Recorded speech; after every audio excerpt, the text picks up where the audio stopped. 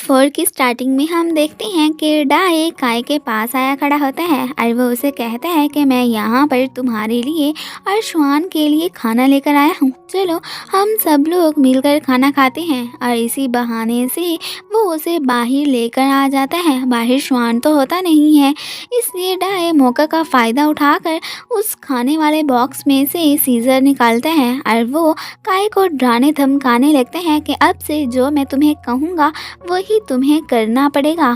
और फिर तभी इतने में ऊपर से श्वान भी आ जाता है और वो फिर यहाँ पर काय को उठाकर अपने रूम में लेकर जाने लगता है। बाहर गिरने की वजह से काय को पाँव पे चोट भी लग गई थी और वो इसी बात से फ़ायदा उठाकर प्रिंस श्वान से कहती है कि क्या आप मेरे लिए सूप बनाकर ला सकते हैं। और फिर श्वान को मजबूरन उसके लिए सूप लेने जाना ही पड़ता है। और असल में काय ने उसे जानबूझकर सूप लेने के लिए भेजा था ताकि वो पीछे से आराम से डाई से बात कर सके। और वो फिर डाई से पूछती है कि अब तुम बताओ कि तुम आज मुझे यूँ बुली क्यों कर रहे थे। और यहाँ पर वो खुद भी कुछ सोचने के बाद उससे कहती है कि मुझे पता है कि तुम नहीं चाहते हो कि श्वान जल्द अज जल्द ठीक हो। तो यहाँ पर डाई भी उसे कहता है कि हाँ, मैं यही चाहता हूँ कि श्वान जल्दी ठीक ना हो, क्योंकि उसे पता था कि अगर वो ठीक हो भी गया तो ये इस पैलेस में रहकर उसे खुशी मिल रही है वो उसे कभी नहीं मिलेगी। लेकिन यहाँ पर काय तो उसे कहती है कि तुम चाहे जो भी कहो मैं तो उसे ठीक कर कर ही रहूँगी। और इसी बात पर उन दोनों की बहस स्टार्ट हो जाती है। और फिर तभी यहाँ पर श्वान भी उसके लिए सूप लेकर आता है तो वो दोनों जल्दी से फिर अपनी प्लेसेस बदल लेते हैं।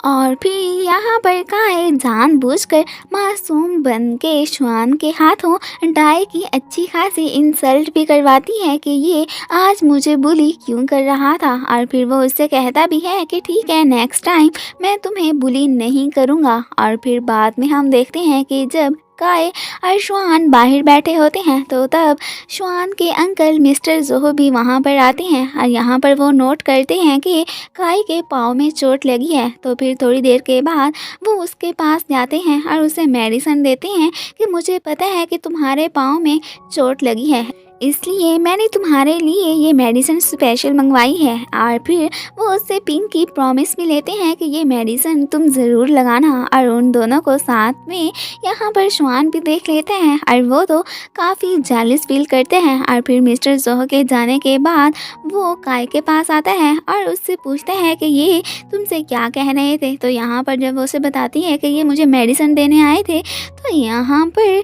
श्वान उससे वो मेडिसिन लेकर नीचे फेंक देता है और कहता है कि ये मेडिसिन तो बिल्कुल भी अच्छी नहीं है। और फिर वो उसे अपनी बनाई गई मेडिसिन लगाने लगता है। और साथ में वो तो इतना जेलिस होता है कि जेलिसी के मारे वो काय से कहता है कि आज से तुम मेरी प्रिंसेस हो। ये सुनकर तो काय काफ़ी शॉक्ड होती है। और फिर बाद में सारी मेड्स भी उसे बतौर प्रिंसेस एक्सेप्ट कर लेती हैं।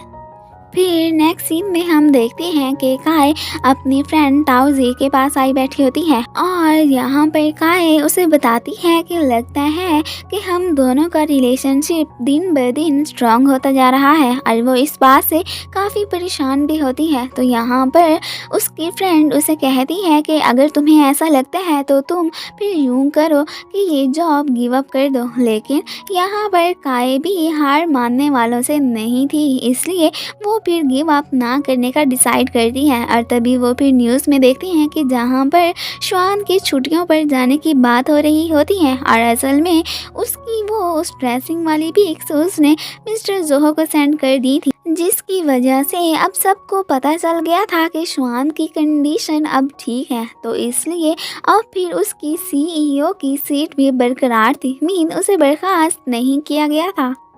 और इस बात से काय काफ़ी रिलीफ फील करती है।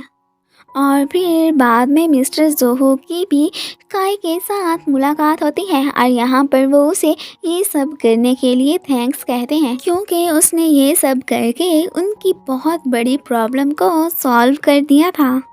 और फिर बाद में काई जब श्वान के पास आती है तो वो देखती है कि वो तो इस वक्त मोबाइल यूज़ कर रहा होता है। ये देखकर तो वो काफ़ी खुश होती है और सोचती है कि इसका मतलब है कि श्वान अब बहुत जल्दी ठीक हो जाएगा। और वो फिर उसके पास आती है और उसे मोबाइल यूज़ करना सिखाती है और साथ में वो दोनों तो एक साथ मिलकर अपनी पिक्स भी बनाते हैं।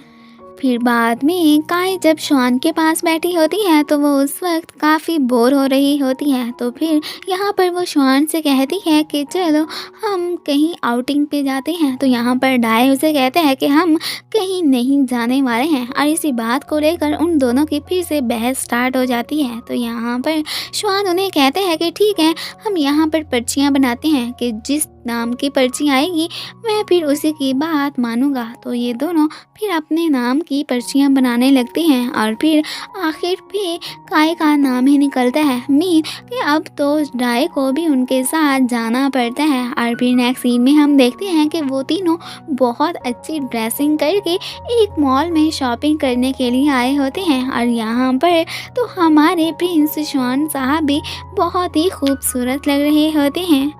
श्वान और काय जब दोनों जा रहे होते हैं तो तभी एक पर्सन अपना मोबाइल लेकर उनके पास आता है और उन दोनों की वीडियो बनाने स्टार्ट कर देते हैं। और यहाँ पर तो वो काय को श्वान की गर्लफ्रेंड प्रिटेंड करते हैं। ये देखकर तो श्वान को उस पर बहुत गुस्सा आता है और वो काय को साइड पे लेकर चला जाता है।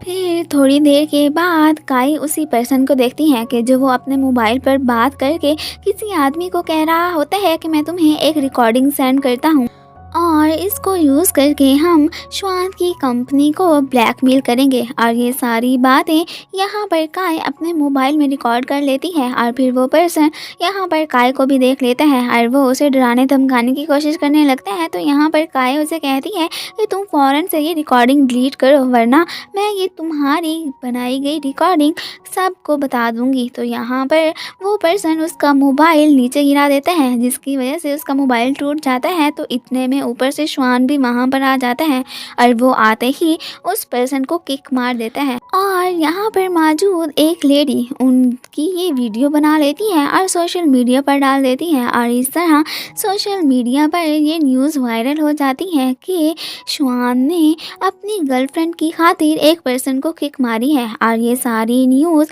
मिस्टर जोहो भी देख लेता है और बाकी सारे शेयर होल्डर्स तक भी ये न्यूज़ पहुंच जाती है। और जब ये न्यूज़ काय देखती है तो वो भी इस बात को लेकर काफ़ी परेशान हो जाती है। और तभी इतने में ऊपर से डाई भी वहाँ पर आ जाता है और वो उसे कहता है कि देखो मैं तुम्हें कहता था कि हम बाहर नहीं जाते और अब देखो बाहर क्या मैस फैला हुआ है। तो यहाँ पर काय उसे कहती है कि मैं बहुत जल्द ही ये सारा मामला संभाल लूँगी। तो लेकिन डाई को तो फिक्र होती है कि पता नहीं ये कैसे इस सारे मामले को हल कर पाएगी। और उधर उसका भाई श्याओ भी ये न्यूज़ देख लेता है और वो इस बारे में ताओजी को भी बताता है। इतने में वहाँ पर काई भी आ जाती है और वो फिर इस सब के बारे में अपनी फ्रेंड ताओजी को बताती है। तो यहाँ पर ताओजी उसे कहती है कि अगर तुम मेरी मानो तो तुम इस जॉब को फ़िलहाल के लिए गिव अप कर दो। तो यहाँ पर अब बेचारी काई के पास कोई और ऑप्शन तो था ही नहीं। तो वो इस बात से काफ़ी परेशान हो जाती है और जब उसके डैड को भी इस बारे में पता चलता है तो वो फिर उसे कॉल करके उस पर गुस्सा करने लगते हैं कि देखो पूरी दुनिया को पता है कि तुम्हारा एक बॉयफ्रेंड है जबकि तुमने ये बात मुझसे छुपाई है। यहाँ पर काय उन्हें कहती है कि आपको गलत फहमी हुई है, वो तो बस मेरा एक पेशेंट है। और इससे पहले कि उसके डैड उस पर और गुस्सा करते वो तो कॉल डिस्कनेक्ट कर देती है। और फिर तभी उसे मिस्टर जोहो की कॉल आती है और वो उसे अपने पास बुलाते हैं। और फिर नेक्स्ट सीन में हम देखते हैं कि काय मिस्टर जोहो से मिलने गई बैठी होती है और यहाँ पर मिस्टर जोहो उसे उसकी पेमेंट दे देते हैं और उसे कहते हैं कि तुम्हें फ़िलहाल के लिए ये जॉब छोड़नी पड़ेगी और इसके बाद जब ये सारा मामला हल हो जाएगा और फिर तुम दोबारा इस जॉब पे आ सकती हो। तो यहाँ पर काय उनसे पैसे लेने के लिए मना कर देती है और साथ में उन्हें कहती है कि मैं ठीक है, मैं आप सबके कहने पर ये जॉब छोड़ देती हूँ। और ये कहती हुई वो वहाँ से चली जाती है। उधर श्वान उसके लिए काफ़ी फ़िक्रमंद होता है कि वो अभी तक घर वापस क्यों नहीं आई है। और फिर दूसरी तरफ हम काय को देखते हैं जो कि एक प्लेस पर बैठी यही सोच रही होती है कि अब मैं कहाँ जाऊँ। तो तभी यहाँ पर हमारे हीरो श्वान की एंट्री होती है और असल में तो वो यहाँ पर उसे लेने आया था। तो यहाँ पर काय भी उसके साथ जाने के लिए मान जाती है। और फिर नेक्स्ट मॉर्निंग हम देखते हैं कि सारे शेयर होल्डर्स श्वान के पास पहुंचे होते हैं और वो उसे इस सब मैस के बारे में बताते हैं और साथ में ये भी कहते हैं कि आप इस लड़की को इस जॉब से फायर कर दें। तो लेकिन यहाँ पर श्वान तो उसे जॉब से निकालने के हक में नहीं होता और काई भी उन्हें कहती है कि आप प्लीज़ मुझे थोड़ा सा टाइम तो दें, मैं इस मामले को हल कर लूँगी। अगर मैं हल ना कर सकी तो फिर मैं चुपचाप इस जॉब को छोड़ दूँगी। तो उसकी ये बात फिर सारे शेयर होल्डर्स को माननी ही पड़ती है। फिर बाद में काय उस मॉल में जाती है और वहाँ पर वो ये ढूंढने की कोशिश करने लगती है कि सीसीटीवी फुटेज में कोई तो रिकॉर्ड मौजूद होगा जिसकी वजह से उसे कोई तो एविडेंस मिल जाएगा। लेकिन यहाँ पर गार्ड्स उसे बताते हैं कि यहाँ पर कोई भी रिकॉर्ड मौजूद नहीं है और वो फिर अपना मोबाइल भी एक शॉप पर लेकर जाती है ताकि वो इसे तो ठीक करवा सके। और इसी बात को लेकर काय बहुत परेशान हो जाती है और उसकी तो तबीयत भी ख़राब हो जाती है। तो यहाँ पर श्वान ये नोट कर लेता है और वो उसे कहता है कि तुम जाकर अपने रूम में आराम करो। तो यहाँ पर काय भी फिर अपने रूम में चली जाती है। फिर थोड़ी देर के बाद श्वान उसके रूम में आता है और वो देखता है कि वाकई में काय को तो फीवर है और वो फिर उसके पास आकर बैठता है। और यहाँ पर वो जब उसे मेडिसिन देने लगता है तो तब काय से तो मेडिसिन भी ली नहीं जा रही होती। फिर वो उसे कुछ इस तरह से मेडिसिन देता है। फिर नेक्स्ट मॉर्निंग जब काय उठती है तो वो देखती है कि उसका फीवर तो बिल्कुल उतर चुका था, लेकिन उसे रात वाली बात बिल्कुल भी याद नहीं होती। और फिर जब वो बाहर आती है तो तब वो देखती है कि बाहर डाय खड़ा उसी का वेट कर रहा होता है और यहाँ पर वो उसे कहता है कि मैं तुम्हारी प्रॉब्लम सॉल्व करने में तुम्हारी हेल्प करूँगा। तो यहाँ पर काय उसे घूर के देखती है और उसे कहती है कि तुम तो मुझे यहाँ से निकालने के चक्करों में हो, तो अब तुम्हें मेरी हेल्प करने की सोच कैसे आ गई। तो यहाँ पर डाई उसे कहते हैं कि मैं ये तुम्हारे लिए थोड़ी कर रहा हूँ, मैं तो यहाँ पर सिर्फ और सिर्फ श्वान के लिए ऐसा कर रहा हूँ। तो फिर काय उसे कहती है कि हाँ ये सोचने की बात है। और इसी के साथ ही पार्ट 4 ख़त्म हो जाता है। Thanks for watching.